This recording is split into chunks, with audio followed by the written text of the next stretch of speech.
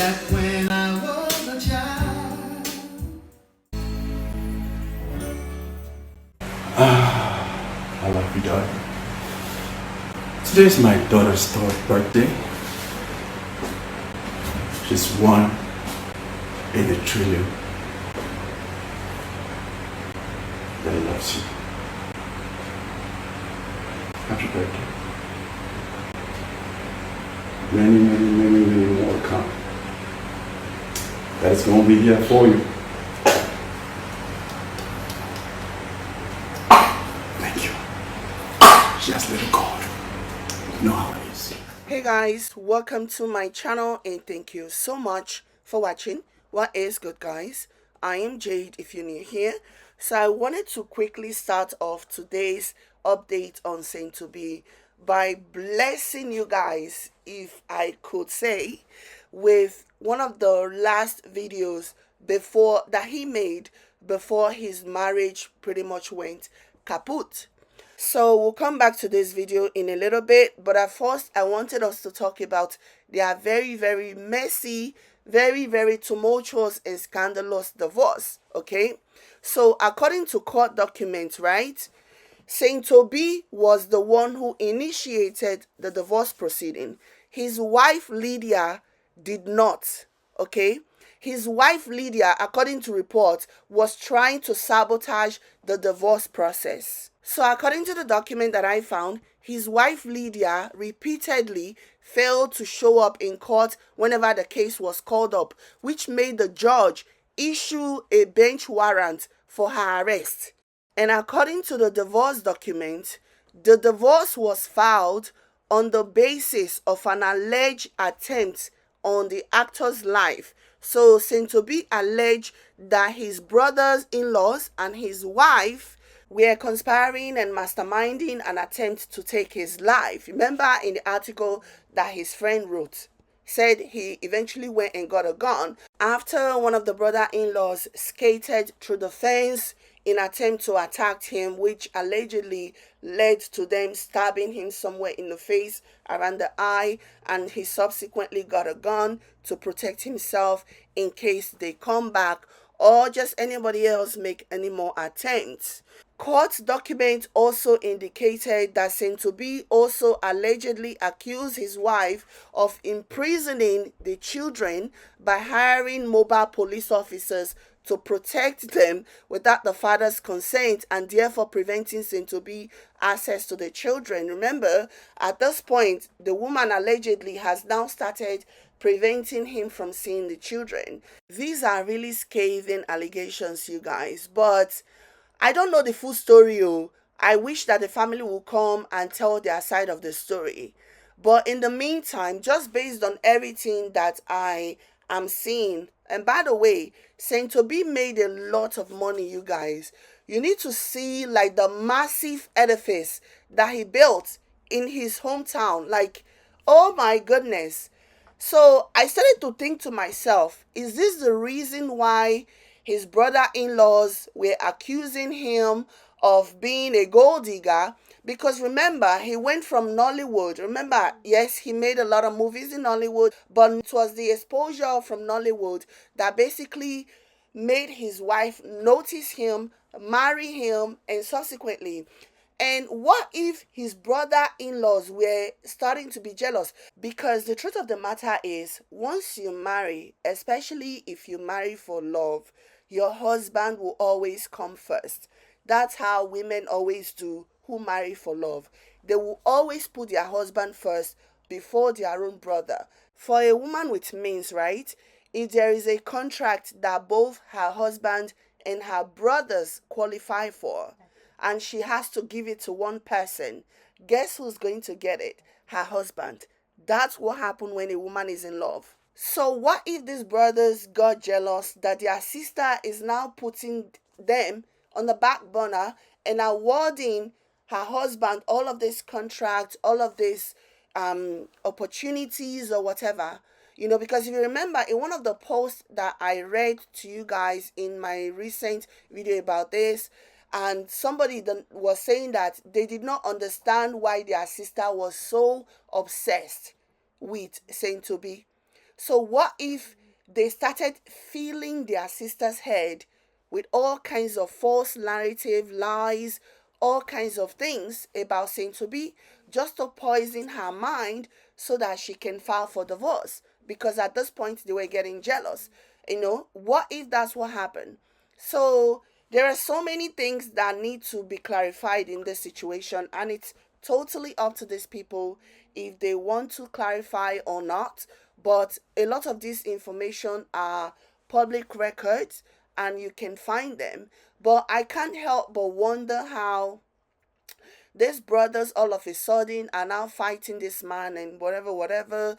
I think there was some jealousy, okay? I think there was some jealousy. So that's why they're trying to push the narrative of gold digger. So I've also seen people say that, oh, how can Saint Obi be a gold digger after the release of all these videos that I am sharing with you guys now? Some people came and they were like, how can they say Saint Obi is a gold digger when he built this and he built that? Yes, he may have built this and he may have built that. According to reports, according to what I heard, it was during Jonathan's time that he was awarded a lot of contracts, and he made a lot of money during Jonathan's time. And based on what I know, all of that would not have happened, could not have happened without the influence of his wife. She was the one that knew all these people. She was the one that had all of this influence. She was the one that introduced him to all these big movers and shakers of the society. I think that's the thing that people like to forget whenever they are discussing this whole gold digging situation. Yes, he has all these things now, but none of this could have happened, or maybe it would have taken him longer, to achieve all these things, or maybe he still would have, but as far as we know, that we can allege, all of this happened because of his wife's influence in his life. That's all we can attribute this to. So I wanted to clear that up because some people always like to say, but look at all what he did with money. How can you say he's a gold digger? And yes, he did a lot, okay? This man did a lot. I was looking at the edifice that he built in Imo and I was just like, wow, amazing. But anyways, let's switch gears and let's talk about this really, really beautiful daddy-daughter moment between Saint Obi and his daughter.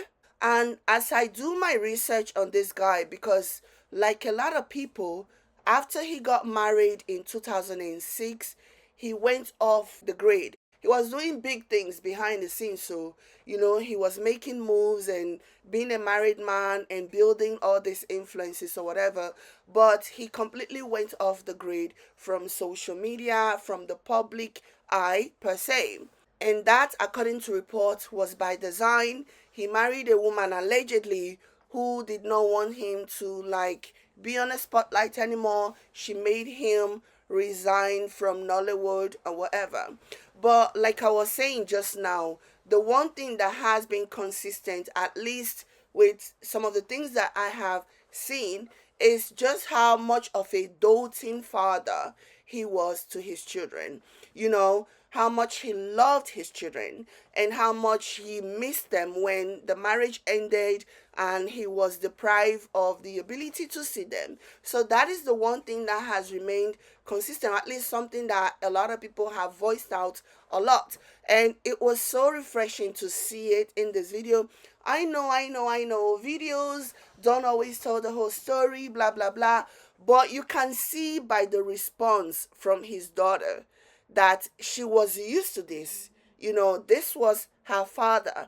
The way she's responding and hugging him and even caressing his face, it just tells you that he really was a loving father who wasn't just doing this for the camera. He really was a very, very devoted father to his children. And this video tells me everything about the kind of man that he was, the kind of father that he was to his children. He really, really did love his children. And this just really made me so sad to think that in the end, one of the things that he wished for the most that he couldn't get was to see his children and share a connection.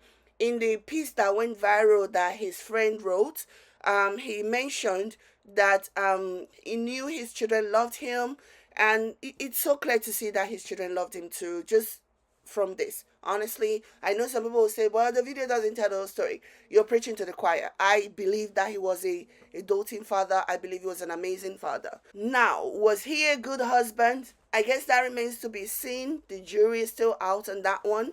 And I also know of the train of thought from people who will say, how can he be a loving father, a doting father, if he's not a good husband? Yeah, I agree with you. You are right. I oftentimes subscribe to that school of thought. But you have to understand that some people do not really fully recognize that their wives are deserving of such love and such commitment, such as they have with their children. You know, it's crazy, I know. I'm not saying that's what happened in this case, so, but I'm just saying in general, sometimes some men are able to separate the two. Some men have a very different affinity for their wives than they do for their children. And I wish I could play the music that they were dancing to, but it has copyright protection on it. But it's a song by Luther Vandross, and it's titled Dance with My Father. And I thought it was so beautiful and so appropriate. It was his daughter's third birthday, and she was under the weather, and he was comforting her by serenading her in the most adorable way. And this makes it all the more sad to think that somebody that has such a strong connection with his children would die a very lonely death. But yeah, it's unfortunate. May his soul rest in perfect peace. This is where I'm going to end this for now. Let me know what you guys think in the comments. Like this video if you like it. Subscribe to my channel if you have not already done so. Thank you all so much. I will catch you guys in my next one. Bye guys. Thank you. Just let it go. You know how it is.